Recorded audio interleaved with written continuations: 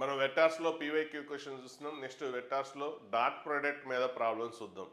So dot product concept మీద questions. So ఇక్కడ u bar is the vector coplanar with a and b అని ఇచ్చాడు and perpendicular to a. So u అనేది coplanar with a and b అన్నాడు. So u అనే vector ఏంటి ఇవ్వలేదు కాబట్టి సో ఎక్స్ఐ వైజే జెడ్కే అనుకుంటే ఇప్పుడు యూ అనేది ఏబితో కోప్లనర్ అంటే యుఏబి మూడు కోప్లనర్ కాబట్టి వాటి డెట్ ఏం కావాలి, జీరో అవ్వాలి. సో ఇందులో యూలో i j coefficients x y z, next a bar b bar. So a బార్లో ఐజేకే కోఫిషియన్స్, నెక్స్ట్ ఇక్కడ బి బార్. కోప్లానర్ కాబట్టి డెట్ ఏం కావాలి, జీరో అవ్వాలి. సో డెట్ జీరోకి ఈక్వేసి ఎక్స్పాన్షన్ చేసేయండి, మీకు రిలేషన్ వస్తుంది. ఎక్స్వైజెడ్లో ఒక రిలేషన్ వస్తుంది. తర్వాత నెక్స్ట్ ఇంకో కండిషన్ ఇచ్చాడు, యూ ఈజ్ పర్పెండిక్యులర్ టు ఏ అన్నాడు. సో యూకి యూ అంటే ఇది, ఏ అంటే ఏంటి ఇది. సో ఈ రెండింటికి డాట్ ప్రోడక్ట్. సో టూ వెక్టార్స్కి డాట్ ప్రోడక్ట్ అంటే సో ఏ అంటే ఏంటి ఇక్కడ 2i, ఏ బార్ అంటే 2i plus 3j minus k. So dot product అంటే product of the i coefficients 2x plus product of the j coefficients 3y plus product of the k coefficients -1 into z. So -z ఇంకో relation వస్తుంది XYZలో.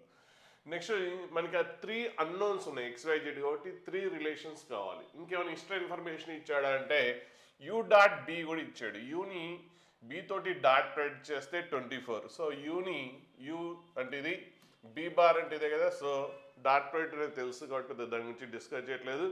You and బికి dot product చేస్తే మీకు left side ఇది వస్తుంది. Answer 24 ఇచ్చాడు.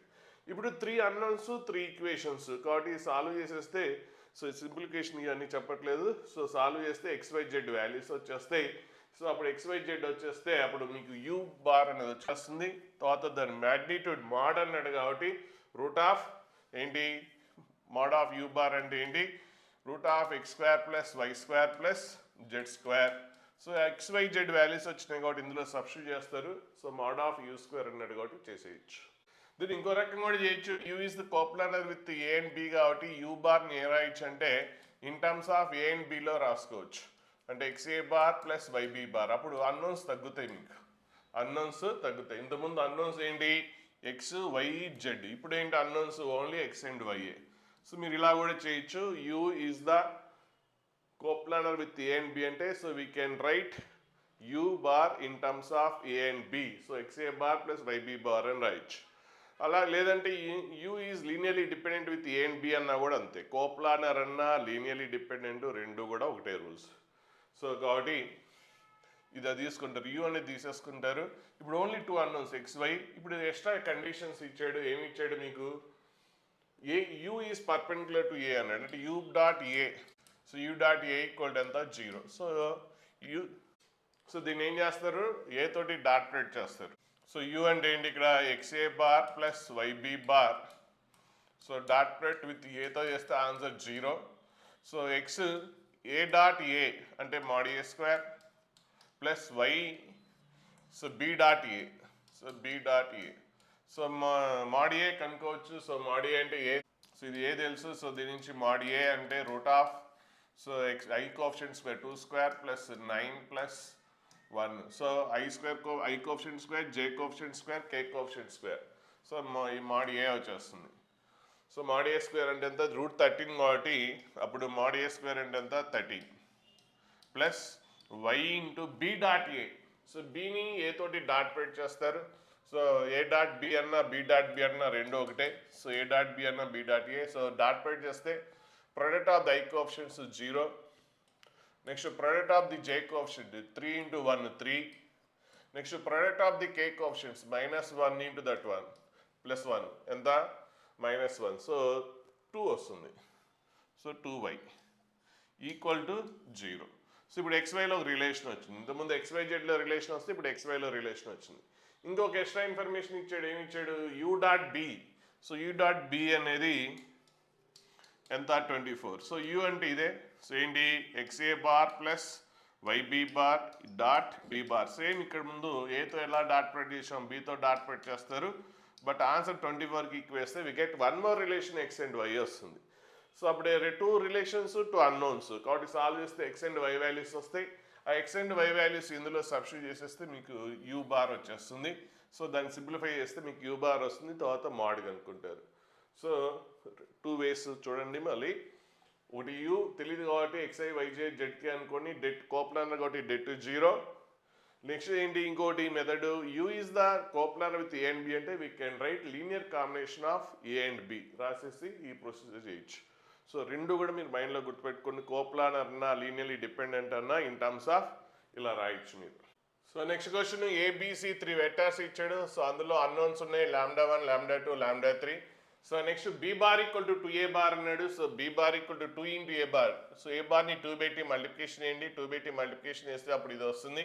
So ఇప్పుడు b bar equal to 2a bar equate చేస్తే, so ఇక్కడ already right side i coefficient 4, ఇక్కడ కూడా ఐ కోఎఫిషియంట్ 4 కాబట్టి ఈక్వల్ అన్నాడు కాబట్టి ఇంకా అలాగే రిమైనింగ్ కూడా సేమ్ ఉండాలి. జే కోఎఫిషియంట్స్, సో ఇందులో జే కోఎఫిషియంట్ అలాగే రైట్ సైడ్ కూడా జే కోఎఫిషియంట్స్ ఈక్వేట్ చేస్తే ఈ కండిషన్ వస్తుంది. అలాగే కే కోఎఫిషియంట్స్ 6, ఇక్కడ కే కోఎఫిషియంట్ ఏంటి, ఇక్కడ 6. సో సేమే ఉంది. సో కాబట్టి ఇప్పుడు ఈ రిలేషన్ వస్తుంది λ1, λ2. సో λ2 అటు వెళ్ళిపోతే సో λ1, λ2లో ఒక రిలేషన్ వచ్చింది. సో మనకి ఇక్కడ కావాల్సింది ఏంటి, λ1, λ2, λ3లో కావాలి వాల్యూస్ కావాలి. సో ఇప్పుడు ఆల్రెడీ λ1, λ2లో ఒక రిలేషన్ వచ్చింది. ఇంకో వన్ మోర్ కండిషన్ ఏమన్నాడు, ఏ ఈజ్ పర్పెండిక్యులర్ టు సి అన్నాడు. సో ఏని సి తోటి డాట్ ప్రొడక్ట్, ఏని సితో డాట్ ప్రొడక్ట్ చేస్తే లెఫ్ట్ సైడ్ ఇది వస్తుంది. సో దాని ఆన్సర్ ఎంత ఇచ్చాడు, 0 ఇచ్చాడు. సో ఇక్కడ వన్ మోర్ రిలేషన్ వస్తుంది λ1 అండ్ λ3లో. వీటి నుంచి మీరు λ1, λ2, λ3 వాల్యూస్ కనుక్కోవాలి. అయితే ఇక్కడ ప్రాబ్లం ఏంటంటే 3 అన్నోన్స్ ఉంటే ఓన్లీ 2 రిలేషన్సే ఉన్నాయి. మరి ఎలా కనుక్కోవాలి అంటే ఏం చేస్తారంటే ఇక్కడ చూడండి λ1, λ2, ఇక్కడ λ1 అండ్ λ3. సో మీరు ఏం చేస్తారంటే ఏదో ఒక దాంట్లోకి మార్చేసుకోండి. అంటే λ2 వాల్యూ కనుక్కుందాం ఇన్ టర్మ్స్ ఆఫ్ λ1లో. λ2 వాల్యూ ఎంత, 3 మైనస్ 2 λ1 అంటే అన్నోన్స్ని మినిమైజ్ చేస్తున్నాం. అంటే ఇప్పుడు λ2 బదులు రాసేయచ్చు. అలాగే దీని నుంచి కూడా λ3 వాల్యూ కనుక్కోండి. దీని నుంచి λ3 వాల్యూ ఏమొస్తుందంటే λ3 ఈక్వల్ టు, సో దట్ వెళ్ళిపోతే -1 మైనస్ 2 λ1. సో ఇప్పుడు మీకు λ1, λ2, λ3 వాల్యూస్ కావాలి. సో మనకు కావాల్సింది ఏంటి, λ1, λ2. యాక్చువల్గా 3 అన్నోన్స్ అంటే 3 రిలేషన్స్ ఉండాలి, కానీ మనకి ఓన్లీ 2 రిలేషన్సే ఉన్నాయి. So no problem. ఇప్పుడు λ1 అంటే λ1 అలాగే ఉంచేసి λ2ను కూడా λ3ను కూడా ఇన్ టర్మ్స్ ఆఫ్ λ1లో రాసేయచ్చు. సో అలా రాసేస్తే చూడండి ఇలా వస్తుంది. సో λ1, λ2 అంటే ఏంటి, 3 మైనస్ 2 λ1 అండ్ λ3 అంటే ఇది. సో ఇప్పుడు λ వాల్యూ మీకు ఏ ఆప్షన్ కరెక్ట్ అన్నాడు. సో ఇందులో ఆప్షన్స్ ఏది కరెక్ట్ అంటే, సో వీటికి మ్యాచ్ అయ్యే విధంగా మీరు ఏం చేస్తారంటే λ1 చూడండి, ఫస్ట్ ఆప్షన్ అనుకుందాం. ఫస్ట్ ఆప్షన్ అనుకుంటే అప్పుడు ఇక్కడ ఎక్స్ కోఆర్డినేట్ λ1 ఉంటే ఇక్కడ ఎంత ఉంది, 1/2 ఉంది. అంటే λ1 1/2 తీసుకుంటే రిమైనింగ్ సాటిస్ఫై అవుతుందో లేదో చూసుకోవాలి. అంటే అప్పుడు ఇక్కడ λ1 వాల్యూ ఎంత, అప్పుడు ఫస్ట్ వన్ ఆన్సర్ అయితే λ1 వాల్యూ 1/2 అయితే నెక్స్ట్ ఇక్కడ 1/2 రాసేయండి, ఈ వాల్యూ రావాలి 4 రావాలి, రావడం లేదు కాబట్టి అది ఫస్ట్ వన్ కాదు. నెక్స్ట్ సెకండ్ వన్ చూస్తాం. సెకండ్ వన్ ఏంటి, సో λ1 వాల్యూ ఎంత, -1/2. సో -1/2 రాస్తే ఇక్కడ -1/2 రాయండి. సో మీకు y కోఆర్డినేట్ 4 రావాలి, వస్తుందో లేదు చూద్దాం. 3 మైనస్ 2 ఇంటూ λ2 వాల్యూ ఎంత, -1/2. So 2 cancel. సో ఇదేంటి 3 + 1 4 సరిపోయింది. అలాగే నెక్స్ట్ ఇక్కడ కూడా λ వాల్యూ -1/2 రాస్తే z కోఆర్డినేట్ 0 సరిపోయింది. కాబట్టి ఆన్సర్ ఏంటి, 2. సో ఇక్కడ ఎగ్జామ్లో స్ట్రక్ అయ్యే ఛాన్స్ ఉంటుంది. ఎందుకంటే మీరు ఏంటంటే λ1, λ2, λ3 వాల్యూస్ కనుక్కోవాలని చూస్తారు, కానీ కనుక్కోవాలంటే 3 అన్నోన్స్ కాబట్టి 3 రిలేషన్స్ ఉండాలి. కానీ మీరు ఏం చేసినా కూడా 2 రిలేషన్స్ కంటే ఎక్కువ రావడం లేదు. సో మీరు ఇంకేదో టైం వేస్ట్ చేస్తుంటారు ఎలా కనుక్కోవాలని. సో మీరు అలా ఆలోచించాల్సిన అవసరం లేదు. ఏంటంటే మొత్తం అన్ని టర్మ్స్ని అంటే λ1, λ2, λ3 ఉన్నాయి కదా, ఏదో ఒక టర్మ్స్లో తెచ్చుకోండి. అది టెక్నిక్.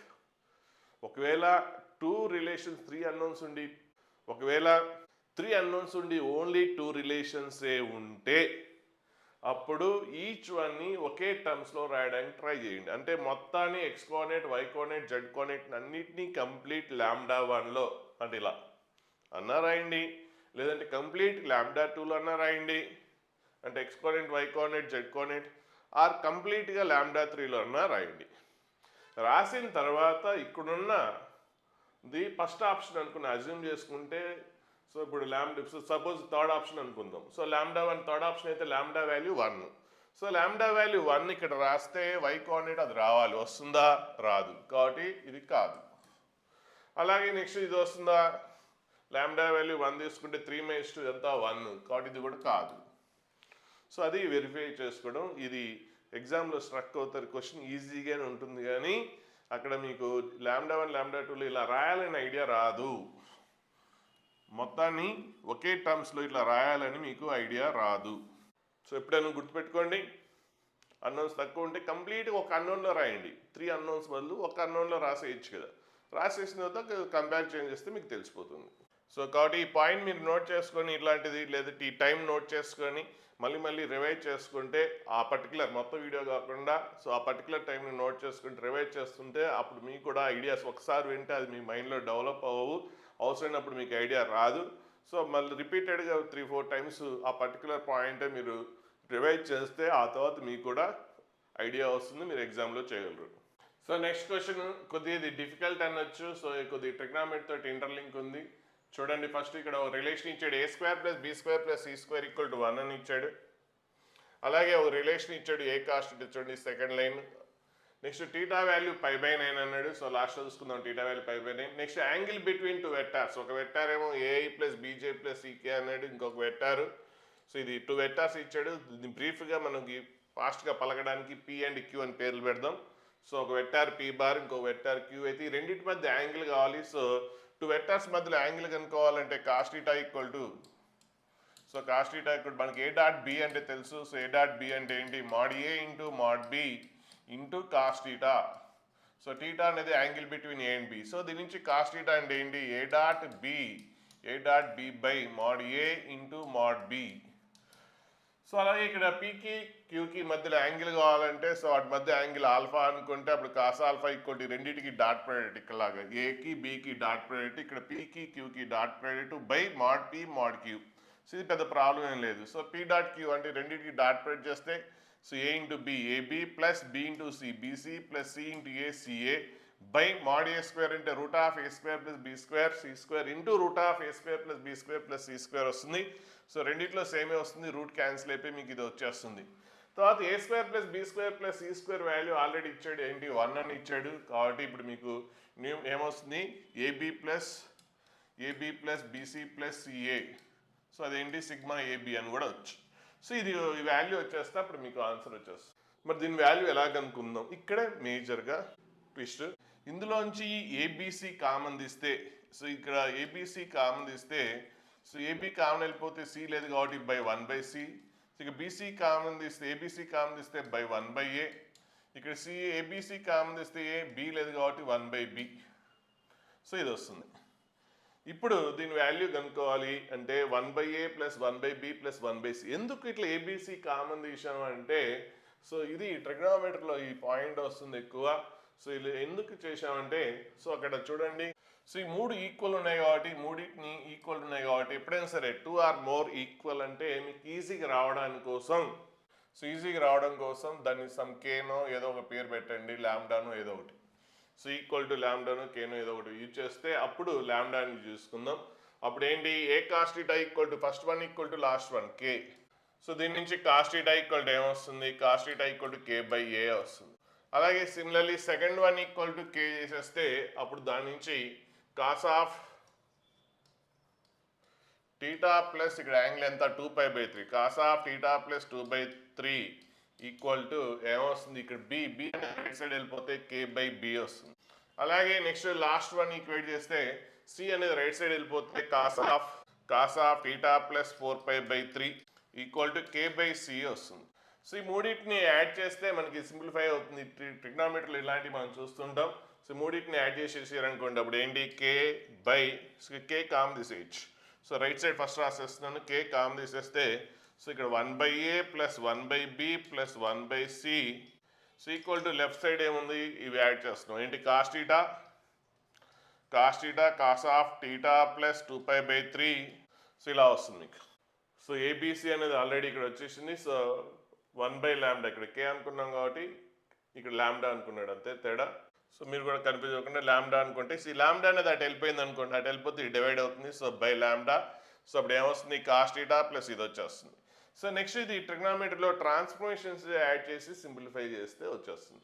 సో మీకు ఇది ఇట్లా సమ్ రావడం కోసం మనం ఇక్కడ ఏం చేసాం, ఏబిసి కామన్ తీస్తే అప్పుడు 1/a plus 1/b plus 1/c వస్తుంది. 1/a అంటే కాస్ థీటా, 1/b అంటే మిడిల్ వన్, అండ్ 1/c అంటే ఇది.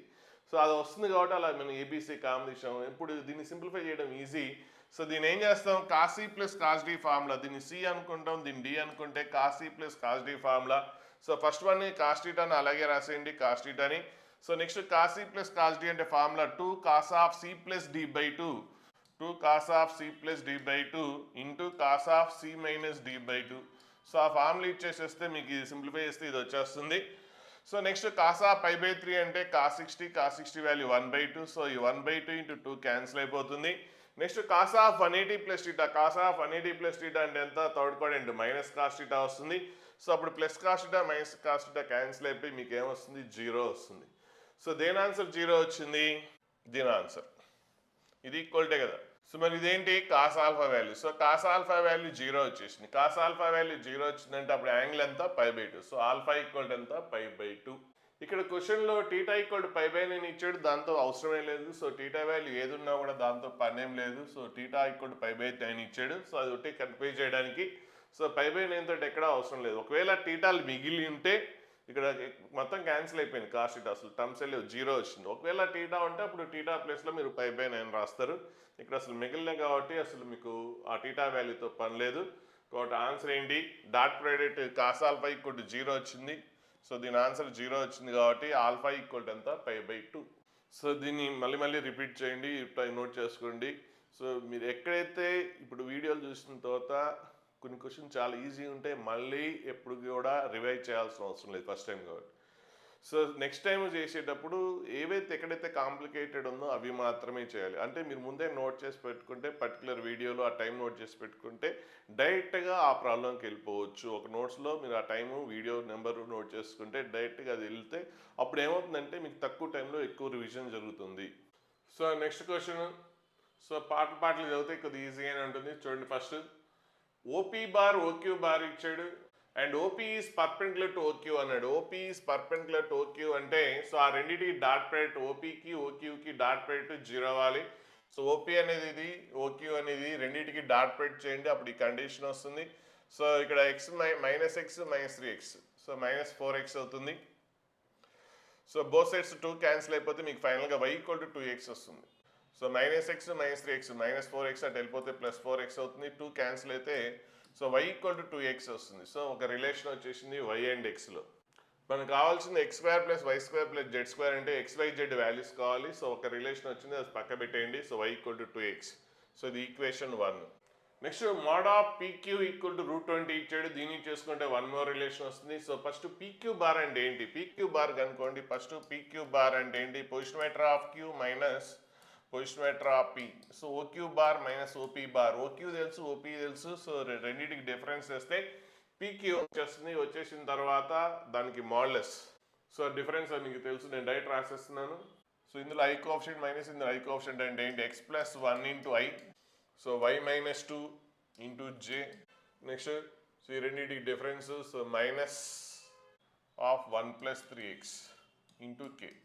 ఇప్పుడు దీని మ్యాగ్నిట్యూడ్ √20 అని ఇచ్చాడు. సో దీని మ్యాగ్నిట్యూడ్ అంటే ఏంటి, రూట్ ఆఫ్, సో దీని మ్యాగ్నిట్యూడ్ అంటే మోడ్ ఆఫ్ PQ అంటే ఏంటి, route of so I coefficient square plus J coefficient square plus K coefficient square, PQ వచ్చేస్తుంది. కానీ ఇక్కడ PQ స్క్వేర్ అన్నాడు కాబట్టి, కానీ ఇక్కడ PQలో రూట్లో ఉంది కాబట్టి బోత్ సైడ్స్ స్క్వేర్ చేసేయండి. అప్పుడు స్క్వేర్ రూట్ క్యాన్సిల్ అయిపోయి ఫైనల్గా మీకు PQ స్క్వేర్ ఈక్వల్ ఇది వచ్చేస్తుంది.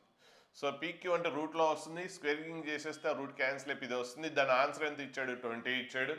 సో ఇక్కడ ఇంకొక రిలేషన్ వచ్చింది. ఇక్కడ ఆల్రెడీ మీకు y ఈక్వల్ టు 2x అని తెలుసు కాబట్టి ఇక్కడ y ప్లస్లో 2x రాసేయండి. సో అప్పుడు కంప్లీట్గా ఎక్స్లో వచ్చేస్తుంది రిలేషన్. కంప్లీట్గా ఎక్స్లో రిలేషన్ వచ్చి దాన్ని సింప్లిఫై చేసేస్తే క్వాడ్రాటిక్ ఈక్వేషన్ అనేది వస్తుంది. సాల్వ్ చేస్తే x వాల్యూ 1 వస్తుంది.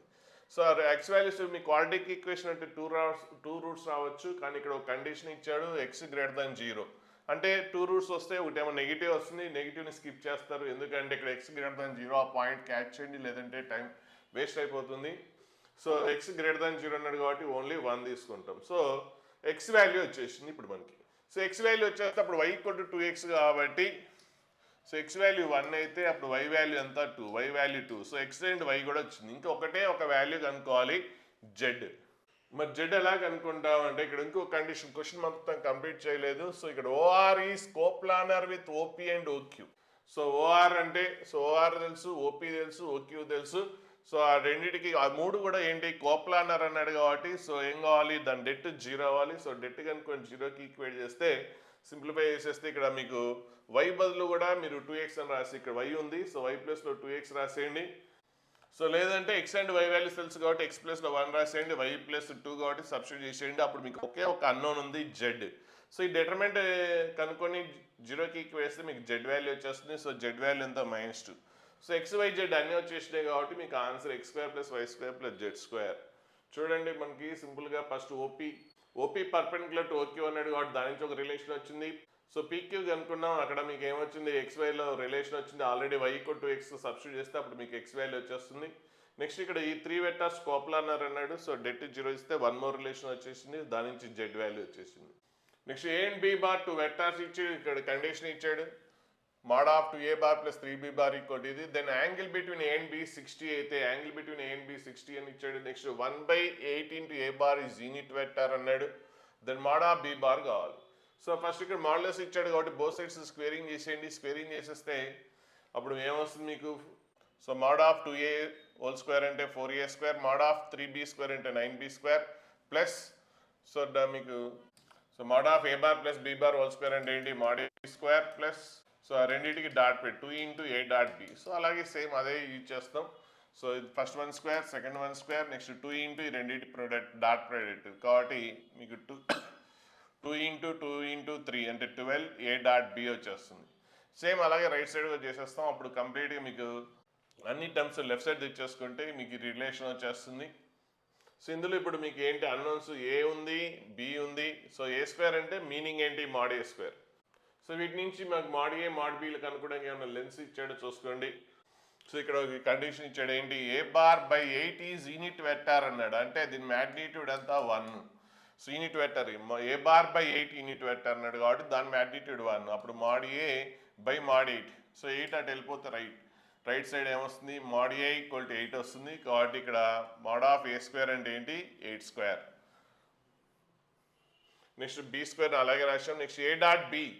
సో a dot b అంటే ఏంటి, a dot b అంటే so mod a into mod b into cos of angle between them. So angle between a and b 60 ఇచ్చాడు కాబట్టి ఎంత అది cos 60 degrees. So mod a అంటే already మీకు తెలుసు 8. సో mod a అంటే 8. సో నెక్స్ట్ ఇక్కడ 6 ఉంది, 6ని అలాగే రాసాం. mod a అంటే 8. Next mod of b bar అంటే ఏంటి b cos 60. సో ఇప్పుడు మీకు ఏంటి కంప్లీట్గా cos 60 అంటే 1/2 కంప్లీట్గా bలో రిలేషన్ వచ్చేసింది. సో bలో క్వాడ్రాటిక్ ఈక్వేషన్ దీన్ని సాల్వ్ చేస్తే b వాల్యూ 5 వచ్చింది. సో ఇక్కడ అడిగింది ఏంటి, so b mod of b bar. So b అంటే ఏంటి, b అంటే mod of b bar a అంటే దీని మ్యాగ్నిట్యూడ్ అన్నప్పుడు బార్ ఏం అవసరం లేదు. అంటే ఇక్కడ బార్ ఏం లేదంటే ఏంటి, so mod of b bar అంటే b. సో మ్యాగ్నిట్యూడ్ రాసేటప్పుడు మీకు అది అవసరం లేదు కాబట్టి ఇక్కడ mod of b bar అంటే ఏంటి b వాల్యూ ఎంత వచ్చింది 5. mod of a bar అంటే a. So answer 4th option 2021లో వచ్చిన క్వశ్చన్. నెక్స్ట్ ఇక్కడ ఈ క్వశ్చన్ 2 వెక్టర్స్ ఇచ్చాడు, u అండ్ v ఇచ్చాడు. Then angle between them is acute అన్నాడు. So 2 vectors u and v అనుకుంటే అక్యూట్ యాంగిల్ అన్నాడు. So angle between them acute అంటే ఫస్ట్ u డాట్ v చేయండి. So u and v 2 vectors.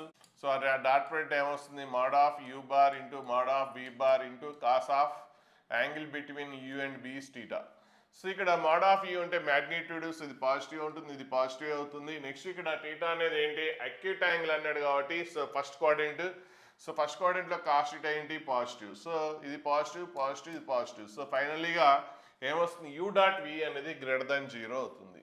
So acute angle అంటే మీరు డైరెక్ట్గా వెళ్ళిపోవచ్చు. సో ఆ డాట్ ప్రొడక్ట్ పాజిటివ్ అవుతుంది. ఒకవేళ అప్ట్యూజ్ అనుకోండి, అప్ట్యూజ్ అయితే అప్పుడు ఇదేంటి ఇది పాజిటివ్ ఇది పాజిటివ్. cos θ సెకండ్ క్వాడ్రంట్లో యాంగిల్ కాబట్టి నెగిటివ్ వస్తుంది. అప్పుడు u డాట్ v ఏమొస్తుంది నెగిటివ్ వస్తుంది. సో మీరు డైరెక్ట్గా రాసేయచ్చు. అక్యూట్ యాంగిల్ అంటేనేమో ఆ రెండింటికి dot product positive, obtuse angle అంటేనేమో ఆ రెండింటికి డాట్ ప్రొడక్ట్ ఏంటి నెగిటివ్.